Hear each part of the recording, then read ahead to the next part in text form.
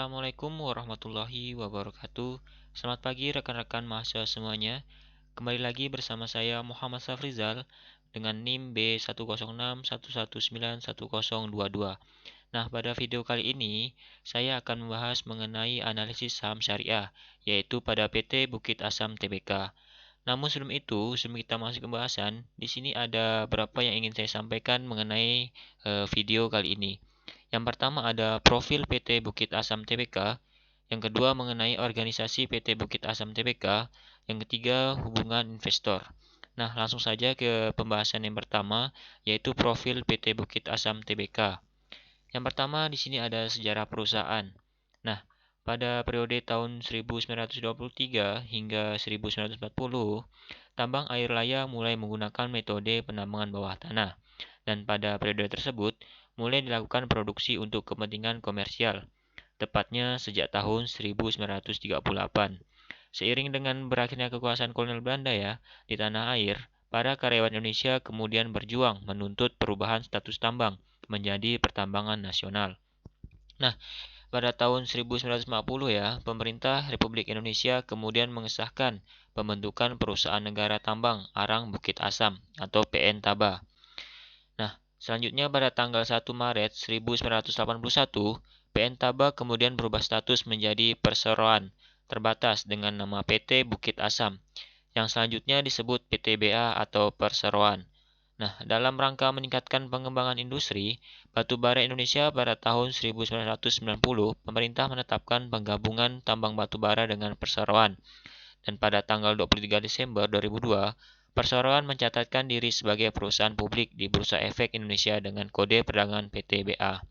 Nah, jadi dapat disimpulkan bahwa sejarah perusahaan Bukit Asam ini pertama didirikan oleh bangsa Belanda yang kemudian di mana para pekerja meminta untuk mengubah status menjadi pertambangan nasional. Dan juga pada tanggal 1 Maret itu kemudian berubah menjadi perseroan terbatas dengan nama lain itu Bukit Asam. Nah, itu sedikit sejarah mengenai perusahaan PT Bukit Asam. Yang selanjutnya di sini ada visi dan misi PT Bukit Asam ya. Yang pertama yaitu visinya. Nah, visinya di sini adalah perusahaan energi kelas dunia yang peduli lingkungan. Yang kedua yaitu misi. Misinya yaitu mengelola sumber energi dengan mengembangkan kompetensi korporasi dan keunggulan insani untuk memberikan nilai tambah maksimal bagi stakeholder dan lingkungan. Yang ketiga ada budaya kerja. Nah, budaya kerja ini sama dengan kayak moto dalam suatu perusahaan, di mana di sini ada kerja cerdas, kerja keras, dan kerja ikhlas dan kerja tuntas. Nah, selanjutnya ada anak perusahaan PT Bukit Asam Tbk. Yang pertama di sini ada PT Batubara Bukit Kendi. PT Batubara Bukit Kendi dibentuk pada tahun 1996 dengan kepemilikan saham 75%, bergerak pada bidang penambangan batu bara. Sejak tahun 2010 tidak beroperasi lagi karena ada masalah izin IPPKH. Yang kedua ada PT Bukit Pembangkit Inovatif. Nah, PT Bukit Pembangkit Inovatif ini dibentuk pada tahun 2005 dengan kepemilikan saham sebesar 59,75%. Nah, di sini dia bergerak pada bidang pembangkit listrik tenaga uap. Saat ini dalam tahap konstruksi pembangunan PLTU 2x1 10 MW di Banjarmasin dan Sumatera Selatan. Yang ketiga ada PT Bukit Asam Prima. Ini dibentuk pada tahun 2007 dengan kepemilikan saham 99,90%. Cukup besar juga dalam kepemilikan saham di PT Bukit Asam. Dia ini bergerak pada bidang perdagangan batu bara dan sudah beroperasi sejak tahun 2007. Yang selanjutnya ada PT Internasional Primakol. Nah, PT Internasional Primakol ini diakuisasi PTBA pada tahun 2008 dengan kepemilikan saham 51%. Dia bergerak pada bidang penambangan batu bara juga di Samarinda. Yang selanjutnya ada PT Bukit Asam Banco. Nah, PT Bukit Asam Banco ini dibentuk pada tahun 2008 dengan kepemilikan saham 65%. Bergerak pada bidang penambangan batu bara, saat ini masih belum beroperasi. Nah, itu beberapa anak perusahaan PT Bukit Asam Tbk. Yang selanjutnya kita masuk ke materi organisasi PT Bukit Asam. Yang pertama di sini ada struktur holding. di mana di sini ada 3 anggota holding industri pertambangan tetap dikontrol sepenuhnya oleh negara melalui keberadaan saham seri A diwarna di 3 anggota holding tersebut. Nah, baik rekan-rekan semua bisa kita lihat ke layar bahwa di sini ada suatu bagan atau struktur di mana di sini ada Inalum. Inalum ini adalah sebuah induknya suatu perusahaan batubara yang dimana di sini ada PT Antam. Pasti kawan-kawan sudah tidak asing lagi mendengar kata PT Antam. Di sini mengenai sahamnya sekitar 65%. Yaitu yang selanjutnya ada Bukit Asam yaitu sekitar 65,93%. Yang ketiga ada Timah 65% dan yang terakhir ada PT Freeport Indonesia 51%. Nah, di sini ada pemegang saham. Yang pertama ada PT Indonesia Asan Aluminium Persero. Di sini dengan jumlah 7.059.640.695 rupiah dengan persentase 65,93. Dan selanjutnya ada saham Treasury PT Bukit Asam Tbk yaitu 336.598.000 rupiah yaitu persentase 2,92%.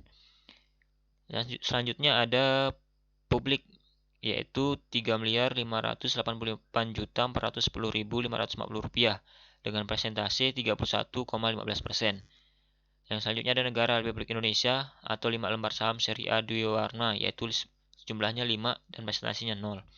Jadi dapat ditotalkan pemegang saham yang ada di Bukit Asam yaitu 11.520.659.250 rupiah dengan persentase 100%. Nah, di sini kita bisa lihat struktur organisasi di PT Bukit Asam, di mana di sini ada dibagi lagi menjadi dewan komisaris dan direksi. Namun di slide ini kita lihat bahwa strukturnya saja, bahwa di dalam sini ada direksi. Direksi yaitu direktur utama yaitu Pak Suryo Eko Hadianto sebagai direktur utama. Yang kedua ada Farida Tamrin, direktur keuangan dan manajemen risiko.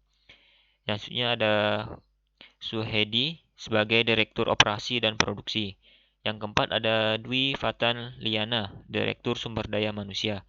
Dan terakhir ada yang kelima, Fuad IZ Fasrudin sebagai direktur pengembangan usaha. Nah, di sini juga ada dewan komisaris. Yang pertama ada Agus Hartono. Agus Hartono ini berperan sebagai komisaris utama, merangkap sebagai komisaris independen. Yang kedua ada Joni Ginting sebagai komisaris. Yang ketiga ada Andi Pahwi, komisaris independen. Dan yang keempat Irwandi Arif, komisaris. Kelima Peter Dono HZ, komisaris. Dan keenam Carlo Brix Tewu, komisaris. Nah, di sini kita bisa lihat struktur organisasinya. Nah, yang selanjutnya adalah hubungan investor. Yang pertama adalah daftar pemegang saham. Nah, jadi di sini kita bisa lihat bahwa ada diagram menunjukkan bahwa struktur pemegang saham per 30 April 2021 negara Republik Indonesia. Nah, jadi di sini pemegang saham terbesar yaitu dipegang oleh PT Indonesia Usaha Aluminium Persero dengan persentase 65,93%. Yang kedua ada 31,15% yaitu publik. Yang ketiga ada saham Treasury PT Bukit Asam Tbk.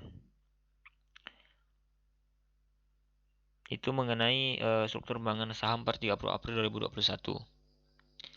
Nah, selanjutnya ada saham perdana atau IPO.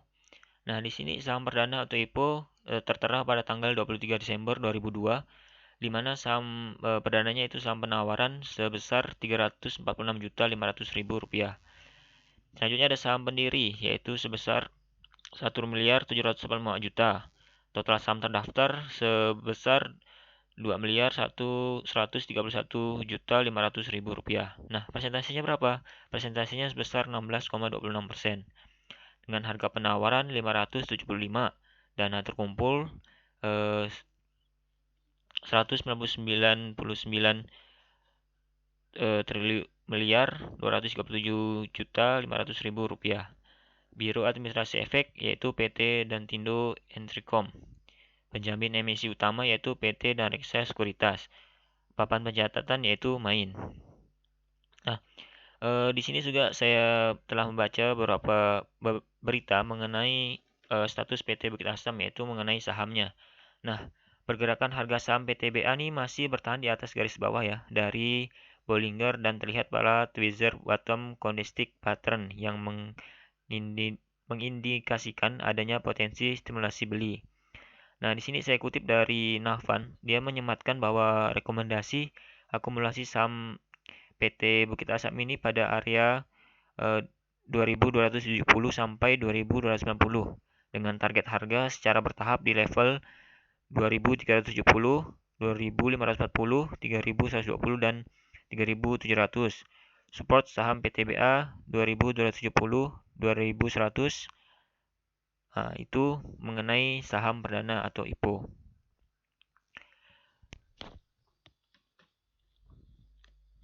Mungkin itu yang bisa saya sampaikan mengenai analisis saham syariah pada PT Bukit Asam Tbk. Mudah-mudahan apa yang bisa saya sampaikan dapat dipahami dan dapat menjadi pembelajaran bagi kita mengenai saham yang ada di PT Bukit Asam.